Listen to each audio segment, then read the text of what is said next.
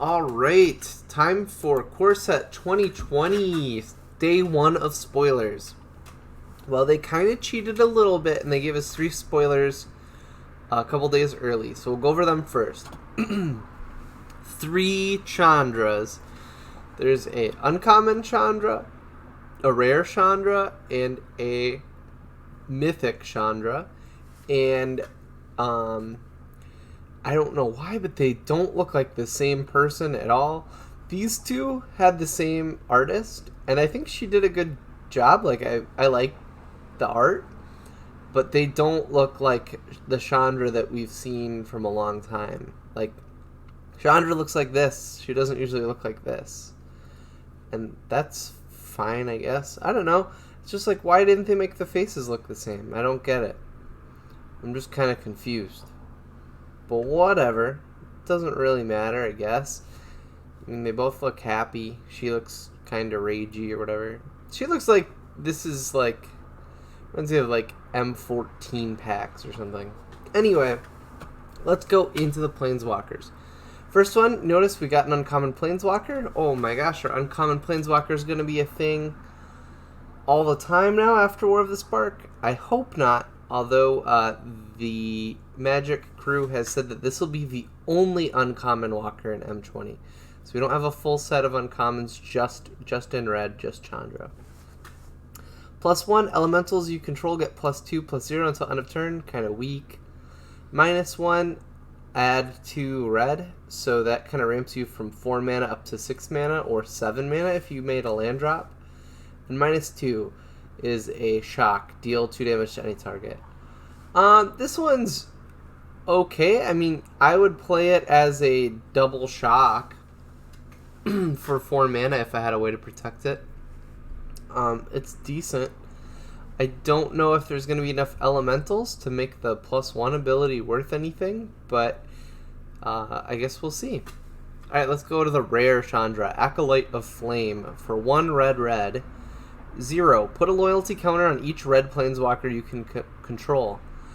That's a pretty cool way to give it a +1. It's basically a +1 because it's getting a counter, and it's giving a counter to any other creatures, including other Chandras. So it could boost... She could boost herself because now there's no rule against having multiple Chandras on the battlefield. 0. Create 2 1/1 red elemental creature tokens. They gain haste. Sacrifice them at the beginning of the next end step. Okay, so 2 1/1s with haste is not that great. I guess if you use this Chandra with it, they're basically 3 1s. So that's kind of cool. You may cast target instant or sorcery card with converted mana cost 3 or less from your graveyard. If that card would be put into your graveyard this turn, exile instead. Okay, that's awesome. You still have to pay the mana cost, but it's basically giving one of your instants or sorceries flashback. So that's pretty good. This one's decent, and it would be really good if you had a bunch of red planeswalkers. And then finally, let's go to the big mama. Chandra, Awakened Inferno. This spell can't be countered. Awesome. If you're dumping 6 mana into a spell, nothing worse than getting it countered. +2. Oh, each opponent gets an emblem with at the beginning of your upkeep. This emblem gives 1 damage to you. That's like that card Curse of the Pierced Heart. Just dealing 1 damage to them every upkeep, and there's nothing they can do to get rid of it because it's an emblem. And bam, all of a sudden you're at 8 on turn 2. That's pretty sweet. -3 deals 3 damage to each non-elemental creature. So kind of like a mini board wipe. It only clears off the mini stuff, and it saves elementals. So I guess Chandra is all about elementals this set, you know? I don't think normally she has anything to do with elementals, but this set, all 3 cards mention elementals. Elemental Tribal incoming. And then instead of an ultimate, she's got -X. Deals X damage to a creature, player, or planeswalker. This is huge. I think, it's basically on turn 1, you could kill a 5-drop and then start making emblems. Or you could wipe the board for mini guys. This card is really pretty good, I think. Unless 6 mana is just too late. I think it's going to be pretty awesome. I'd love to open it at pre-release. It's the Cat Daddy, Ajani, Strength of the Pride. Legendary Planeswalker Ajani, +1. And it starts with 5 loyalty. +1. Gain life equal to the number of creatures you control plus the number of Planeswalkers you control. Okay, kind of like a little Congregate, if you remember that card from like Prophecy. -2. Create a 2/2 white cat soldier token named Ajani's Pridemate. With whenever you gain life, put a 1/1 counter on Ajani's Pridemate. That is awesome. Wow. I mean, it's just like a combo all in one. Or not combo, but a little combo, mini combo, synergy combo. Create the creature that needs net life gain, and then boom, gain life because of the creature. And then there's no ult, but it has a 0. If you have at least 15 life more than your starting life total, exile Ajani's Strength of the Pride and each artifact or creature your opponent controls. So it's kind of a one-sided wrath if you have bumped your life total that high. And then I guess you could probably swing them at the giant Pridemates you've been making. So it's kind of a finisher, kind of it can get you out of a tricky spot. But I bet you a lot of times you're not going to be in a tricky spot if you have that much life. So I think the 0 is not as good as you think it might be. Alright, let's move into the other cards. Chandra? I don't know. Chandaro. Cheetos Spitfire. It's 2 and a red for a 1/3 elemental with flying. Whenever an opponent is dealt non-combat damage, Chandra's Spitfire gets +3/+0 until end of turn. Oh, baby. Well, maybe. I love cards like this. Kiln Fiend and We Dragonauts, cards that buff up a bunch because you play spells. This only counts basically like burn spells or burn abilities from creatures and planeswalkers. That said, if you can do 1 or 2 non-combat damage sources, that means you've probably done 2 to 5 damage to your opponent, and that makes this thing, if you've done 2 sources, 7/3 in the air. So this is a sweet little 3-drop card that could then really start peeing in the air for a lot of damage, especially if you had something cool like an emblem that dealt them 1 damage each turn. Well, I guess that does it on their turn. Never mind. But I think there'll be other ways to deal non-combat damage that repeat, and that'll make Chandra Spitfire a pretty cool thing. I would love it if there is a modern, if this was good enough to be in the red deck wins deck. That'll happen in Standard. We'll see. I don't know if it will be good enough. Alright. Dragon Mage. Now this has a reprint, and it's cool art. Dragon Mage is 5 red for a 5/5. Creature Dragon Wizard, so a cool creature type. And then boom, it's an uncommon this time. This used to be a rare. I can't believe they've downshifted this.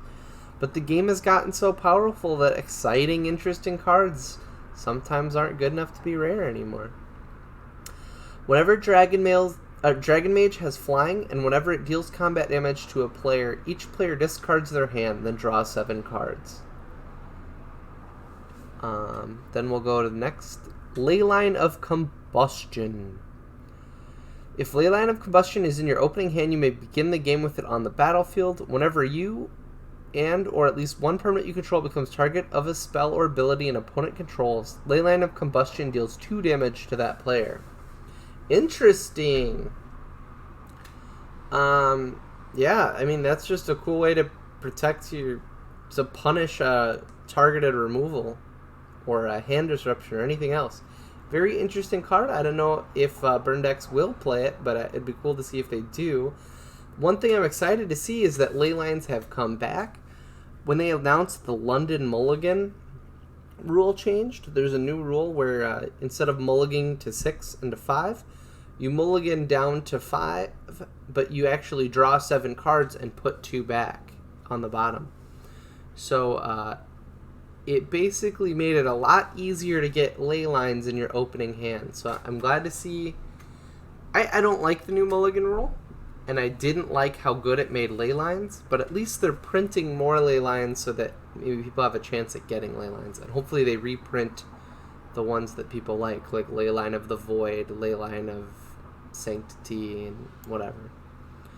Chandra's Ember Cat is 1 and a red for a 2/2 elemental cat. Okay, already decent. Tap, add red. Spend this mana only to cast an elemental spell or a Chandra planeswalker spell. Okay, helps you pump out that 6 mana Chandra. It's a 2/2 for 2, so you're not even like losing anything on the downside. Flavor text, Furballs. Try dealing with fireballs. And it's an elemental, so it counts for all those elemental cards before. Chandra's Regulator. Regulators, mount up. Legendary Warren G artifact. Regulators, mount up. 1 and a red. Whenever you activate a loyalty ability of a Chandra planeswalker, you may pay 1. If you do copy that ability, you may choose new targets for the copy. Yeah, it's decent. And then 1 and a tap, discard a mountain card or a red card, draw a card. Okay, so it's kind of like a limited looting, a mono-red looting. It's interesting. I think if you get one of those Chandras out, you probably don't need to be copying the ability, but maybe you do. I don't know. I don't think it's as good as I think, but I think you'd rather want to be doing other things with your 2 drops. But we'll see. Ooh, Mythic Elemental Knight, Cavalier of Flame. 2 red, red, red, so 5 CMC. It's a 6/5 Elemental Knight. Then it's got some abilities. 1 in a red, creatures you control get +1/+0 and gain haste until end of turn.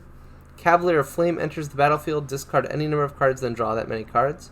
That's excellent for a 5-drop. When Cavalier of Flame dies, it deals X damage to each opponent and each planeswalker they control, where X is the number of land cards in your graveyard. Sweet. That means you save up a bunch of land that you don't need. You draw Cavalier of Flame off the top. Boom. Get rid of your lands to draw real cards, and those lands help burn them in the end. I like it. I love it. I want some more of it. Great card. Okay. Well, let's go down. Oh, I see one that I am loving already. But anyway, we'll wait on you, baby. I see you there, getting all grumpy. Flame Sweep. Flame Sweep deals 2 damage to each creature, except for creatures you control with flying. This card is sweet if in the right deck. You know, this is an awesome sideboard card. I like it. It could be very powerful if you build your deck around flyers. Goblin Ringleader is one of my favorite cards. I was really hoping to see it in that last Modern Horizons set, but boom, it came to M20. Very happy. 3 in a red, and it has haste for a 2/2. So, okay, it's kind of good, right? You're dealing 2 damage on turn 4, but that seems kind of weak, right? Boom. When Goblin Ringleader enters the battlefield, reveal the top 4 cards of your library. Put all Goblin cards revealed this way into your hand, and the rest on the bottom of your library in any order. I know what you're saying. It's like Ancestral Recall, but for 1 more. You get 4 free cards, as long as they're all Goblins. So you probably won't hit all Goblins, but man, this is a powerful way to refill your hand while applying board pressure. If you have not built a Goblin deck, just build a Goblin deck. Take all the Goblins you have, put them in a deck, throw 4 of these in there. Whew. You have a stew going. Alright, we got Infuriate. Target creature gets +3/+2 until end of turn. Generic, lame, what is it? Combat Trick. It's okay. Nothing too crazy there. Dread Presence. Whenever a swamp enters the battlefield under your control, choose one, draw a card, and lose 1 life. Dread Presence deals 2 damage to any target and you gain 2 life. Okay. Well, man. This seems pretty good. Oh. I forgot to tell you, it's a 3 and a black for a 3/3. Which means I think this card is really good. It's a 3/3 for 4, but pretty soon it'll just keep drawing you cards. Or, if you have something to deal damage to instead, it'll deal damage and get you card advantage that way. So it's a 3/3 that your opponent is behooved to kill very quickly.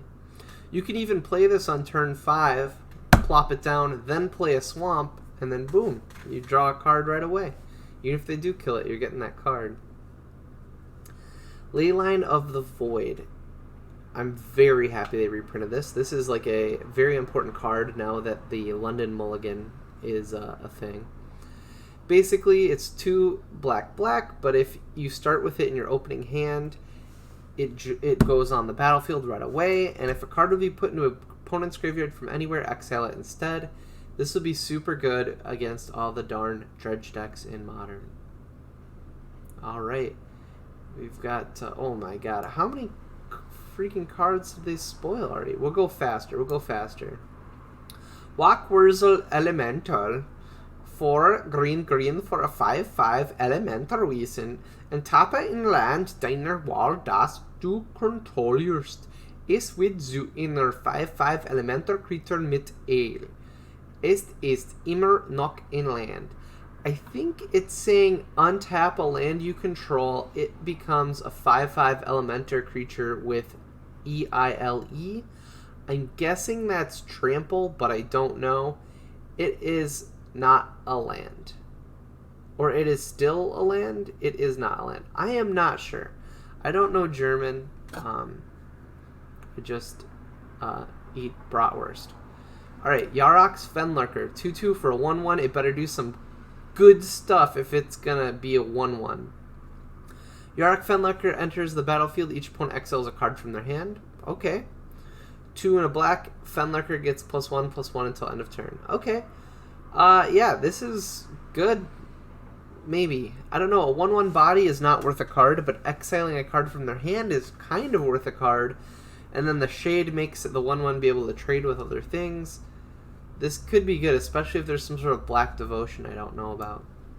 Thought Distortion. First off, sweet art. Spell can't be countered. I like it. Target opponent reveals their hand. Exile all non-creature, non-land cards from that player's hand and graveyard. 4 black. I'm going to say this is about unplayable, unless you can ramp it. I'm not interested in... When we're at 6 mana, they're going to have 1 card in their hand. This card is a D or an F. Because it exiles from the graveyard. Maybe it could be a sideboard, but at 6 mana, it's coming in too late anyway. Disfigure, black, target creature gets -2/-2 until end of turn. Cube Staple, very good. B+. I don't know why I'm giving them letters anymore. I don't know. Scheming Symmetry, really cool art. Is it Seb McKinnon? Let's look. Of course it's Seb McKinnon. He's the only one allowed to make cool art. Although, Disfigure's cool, but that's old art. Thought Distortion's pretty cool.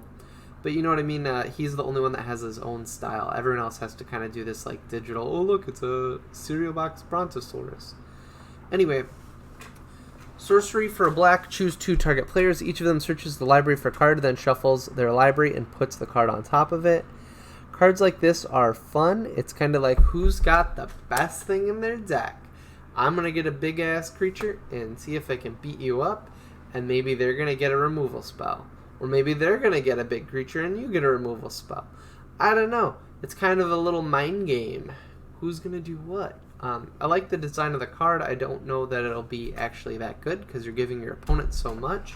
But it might be. I don't know. Could be fun. It'll be fun. Good for Commander.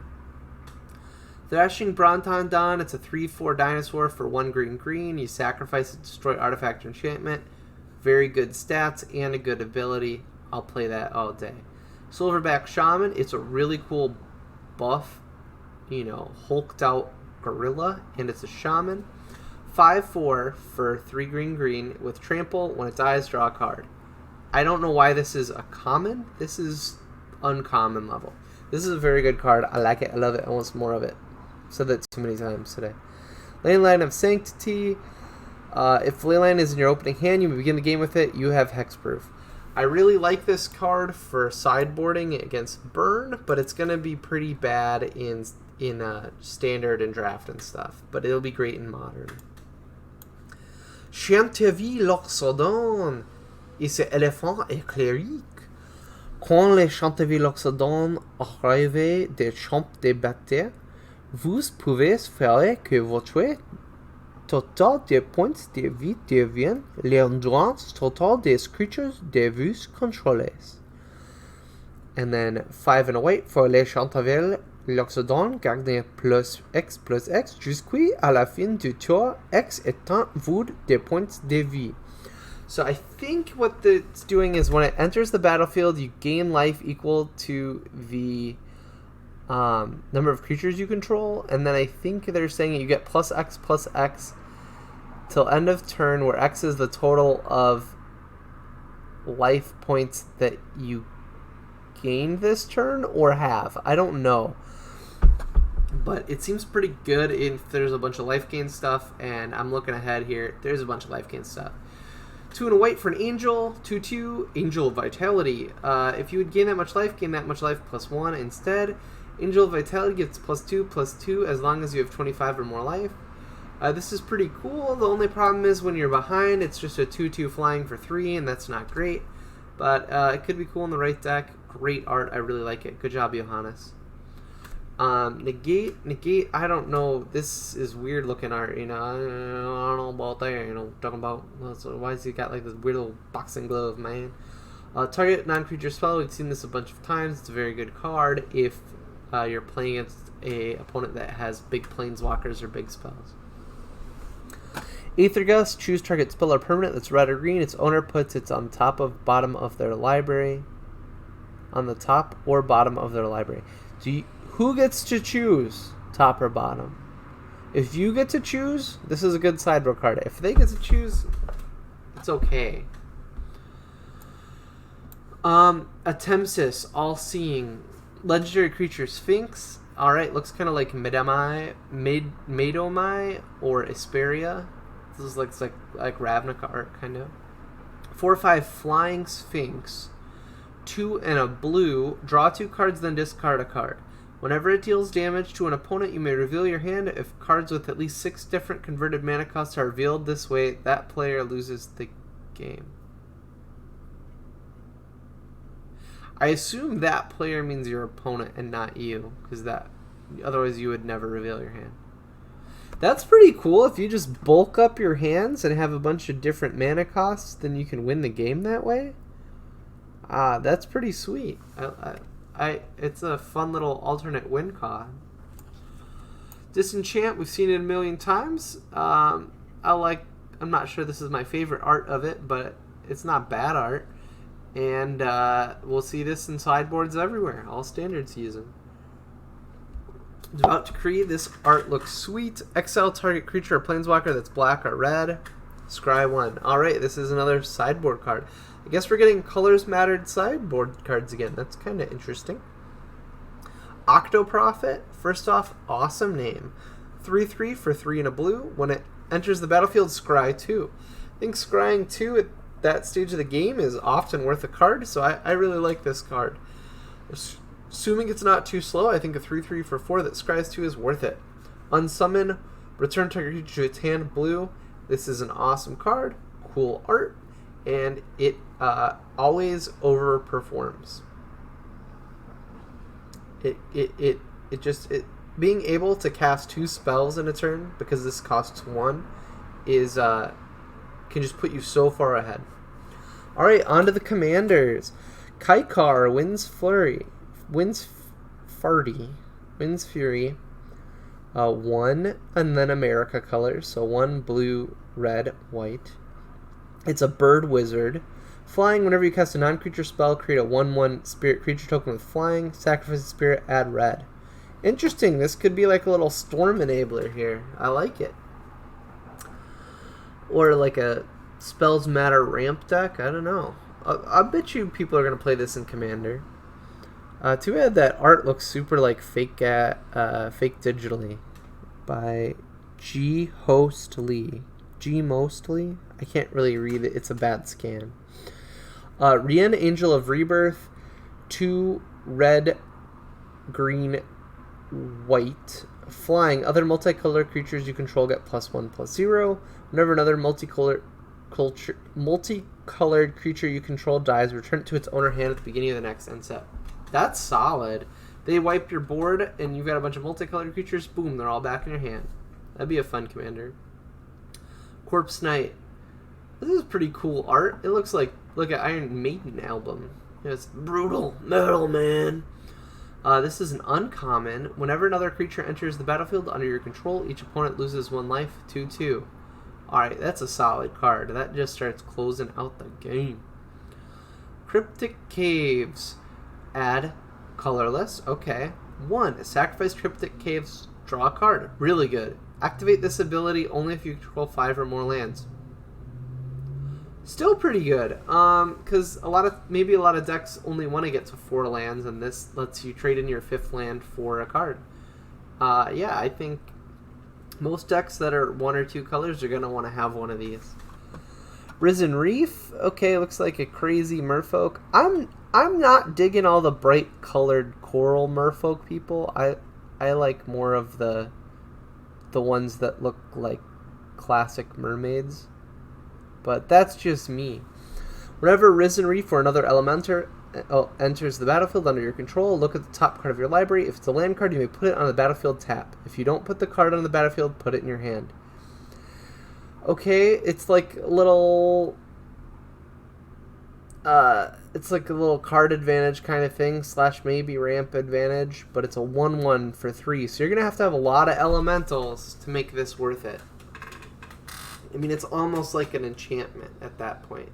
An enchantment that dies to creature removal. Not digging it. Ironroot Warlord, 1 green, white. Ironroot Warlord's power is equal to the number of creatures you control. Alright, I love... oh, interesting. But the toughness stays 5. 3 green, white. Create a 1/1 creature token. Okay, this is a sweet card.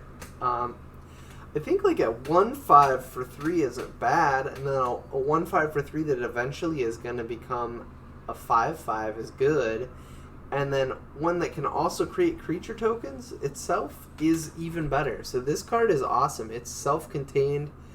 This is a uncommon. I think this card is going to pull people into Selesnya. Selesnya might be pretty strong. Empyrean Eagle. It's like American Eagles knockoff brand. 1 white, blue, flying. Other creatures you control with flying get +1/+1. 2, 3. Whoever took this screenshot didn't take their cursor out of the frame. That's pretty funny. 2, 3 for 3. Flying is good, and it pumps all your other flyers. If there's a flying deck to be had, this will be awesome. Creeping Trailblazer, another elemental matters card. Green, red-green for 2/2. Other elementals you control get +1/+0. 2 and a red and a green. Creeping Trailblazer gets +1/+1 until end of turn for each elemental you control. Okay, that's pretty decent. If it had Trample, it would be really good, but otherwise it's still like a constant threat. Yeah. So that's day 1 of spoilers. Wow, they sure dropped a lot on us all at once. The cards I like the most are Chandra. I like this Cavalier Flame. It's just kind of a cool red chart topper. Super excited to see Goblin Ringleader. Really happy to see Leylines reprinted.